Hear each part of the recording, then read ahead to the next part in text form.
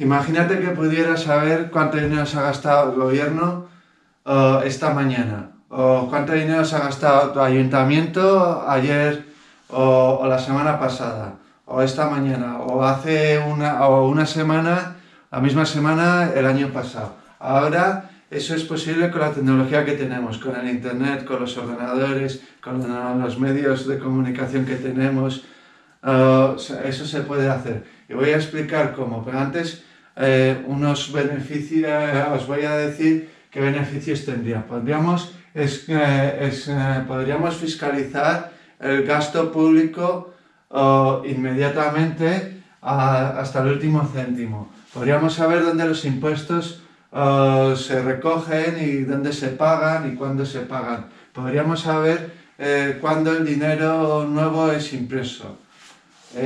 También podríamos saber la inflación de una manera mucho mejor porque tendríamos mucha más información sobre cómo va la economía y cómo va sobre todo el dinero.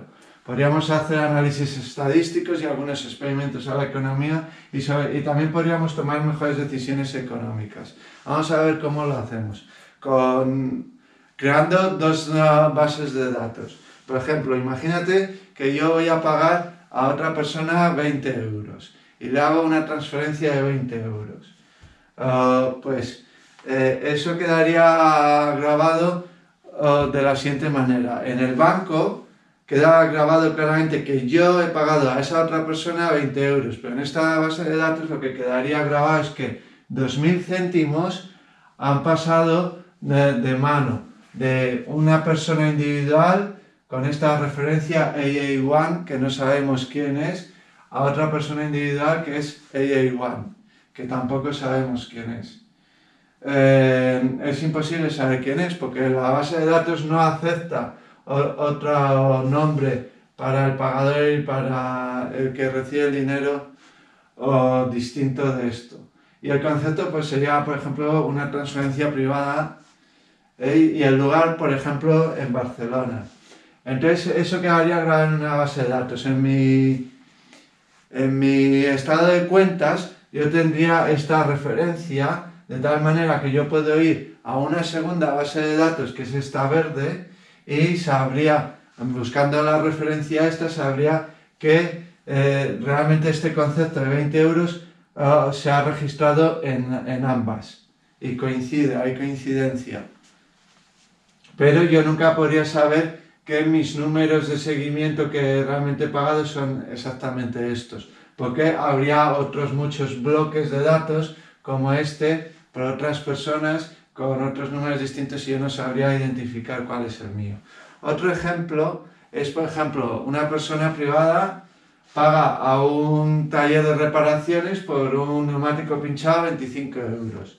Entonces, quedaría así registrado que una persona privada ha pagado a un taller, no sabemos cuál, porque esto es el código de referencia para taller de reparaciones de automóviles, por una reparación y ha pagado 25 euros. Y quedarían estos 25 euros, pero ni el taller ni la persona sería capaz de encontrar estos números. Luego voy a mostraros una manera para asegurar esto cuando estas cantidades pues no son cantidades redondas, sino que son cantidades menos comunes.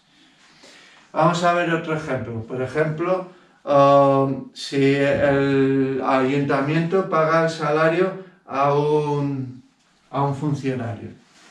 Entonces, el ayuntamiento pagando el salario a un funcionario, pues el salario que son 22.112, o sea, 2.212 euros, pues quedaría dividido, por ejemplo, en varios bloques. Eso se divide en varios bloques para que esta cantidad no coincida aquí y entonces el funcionario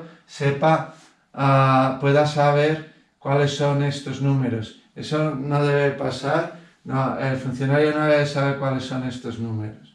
Pero nosotros sabemos que este dinero que existe en la economía, porque tiene estos números de seguimiento, pues los ha pagado el Ayuntamiento de Madrid a un funcionario público por mantener la contabilidad.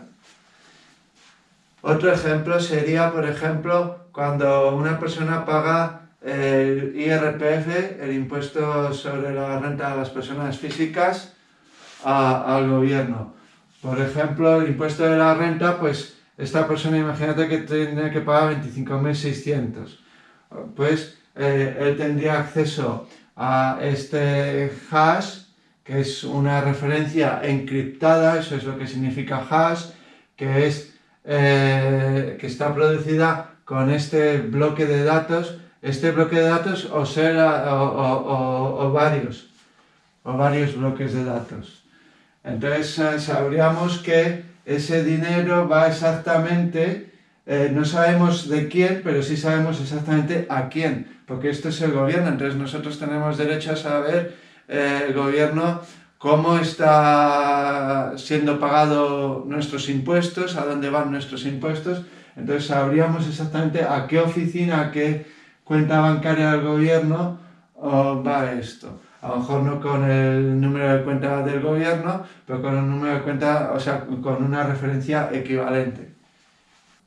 Otro ejemplo podría ser entre dos cuentas distintas de banco que pertenecen al gobierno. Entonces ahí tenemos acceso a todos los detalles, tenemos acceso exactamente a la cantidad y sabríamos que va de esta cuenta de banco a esta otra cuenta de banco. Por ejemplo, la cuenta de banco para los ayuntamientos del gobierno central a la cuenta del banco del Ayuntamiento de Alcalá de Henares, en este caso. Y el concepto sería, pues, para pagar a los funcionarios públicos. Otro ejemplo sería, ¿y qué pasa con los billetes, con el dinero en metálico? Pues supongamos que el Banco Central renueva un billete de 10 euros, no imprime dinero nuevo, pero lo renueva. Entonces, como lo está renovando, lo que hace es toma 1000 céntimos de euro existentes y los deposita en un sumidero de números de seguimiento. Esto sería un SINC de números de seguimiento. Y quedaría reflejado en ambas bases de datos y luego, una vez que ha hecho esto, paralelamente se crean los nuevos 1000 números de seguimiento, pero ahora asociados al número de serie del billete, porque el billete tiene impreso un número de serie, pues estos números de serie de seguimiento están asociados al número de serie del billete. Y entonces así sería pues una manera de tener como bloqueados estos números de seguimientos a este billete físico. No podríamos saber nada más cuando sale del cajero automático y cuando vuelve a entrar al banco. No podríamos saber cómo circula, pero eso está bien porque desde mi punto de vista la gente que tenga privacidad en lo que hace con su dinero. Entonces eso está bien. Tendríamos menos información económica sobre eso, pero bueno, a mí me parece correcto. ¿Qué pasa con pagos que no son comunes? Por ejemplo, una persona paga 380.000 euros por este coche. ¿Qué pasaría? Pues lo que pasa para mantener la privacidad de cuánto dinero ha pagado por el coche. Nosotros no tenemos por qué saber cuánto dinero ha pagado por el coche. Pues se puede hacer de la siguiente manera. Ahora se divide también la base de datos para verificar. Y se puede dividir en cantidades que son más comunes para pagos de coches. Por ejemplo, en 20.000 euros. Se divide hasta acumular 380.000 y aquí también pues se divide para que no se pueda relacionar unas cantidades con otras. Otro pago que sería poco común sería, por ejemplo, cuando una compañía compra otra compañía, compra una fábrica o hace un pago, pues, por ejemplo, de 70 millones de euros. Nosotros no tenemos por qué saber cuánto ha pagado una compañía a otra compañía por una fábrica o por una adquisición de la compañía. Eso tendría que ser privado. Pues con este 70 millones de euros, pues ¿qué se puede hacer? Se puede hacer algo parecido, se vuelve a dividir en cantidades más pequeñas, por ejemplo, de 200.000 euros, por decir algo. Se divide en cantidades de 200.000 euros hasta sumar los 70 millones y así nadie, excepto los que han estado involucrados en la transacción, sabe que se ha pagado por esa compañía 70 millones de euros. Estas cantidades de 200.000, de 100.000, ¿qué cantidades serían interesantes? Pues lo vamos a ver ahora. Para mantener la privacidad, la estrategia es dividir los pagos que son poco comunes en pagos más pequeños para que sean más comunes. Y además que esos pagos más pequeños pues coincidan en las frecuencias en las que se divide. Por ejemplo, que se dividan en pagos de 1 céntimo, de 10 céntimos, de 1 euro, de 10, de 100, de 1000, de 10.000, de 20.000, de 50.000, de 100.000. Así sucesivamente. Entonces, como siempre coincide, siempre se divide en las mismas cantidades, uno no sabe si esa cantidad es de mi pago o si es del pago de otra persona. Eso no se podría saber. Y también cambiar la granularidad de la información. Por ejemplo, cambiar que la región, si el pago es muy poco común porque es un pago enorme, se podría cambiar el nivel de detalle o, por ejemplo, usar un servicio financiero que sería hacer el pago dividido a lo largo de diferentes días o diferentes semanas. Eso podría ser otra solución para que pagos así, poco comunes, como de 70 millones de euros o incluso más, pues siguiesen siendo privados y el público no pudiese saber cuánto se ha pagado exactamente por esa compañía, por ese chalet, por esa mansión, por ese yate, por ese jet privado o etcétera. Entonces, por ejemplo, imagínate que yo pago a otra persona 216 euros con 37 céntimos. Entonces, este puede ser un pago poco común también, porque puede ser que en toda la región, en ese día solo haya habido una persona que ha pagado a otra persona esta cantidad. ¿Cómo se soluciona esta situación? Pues haciendo lo mismo. En este caso, la base de datos de verificación, pues pondrías la cantidad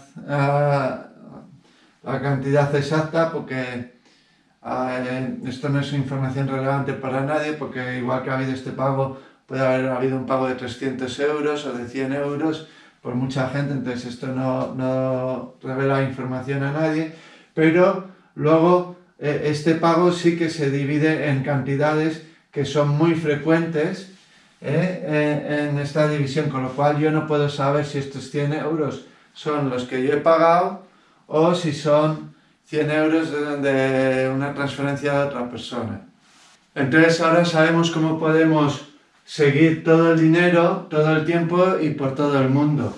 Y eso tiene unas ventajas enormes porque, por ejemplo, podemos fiscalizar el gasto público hasta el último céntimo, de manera instantánea.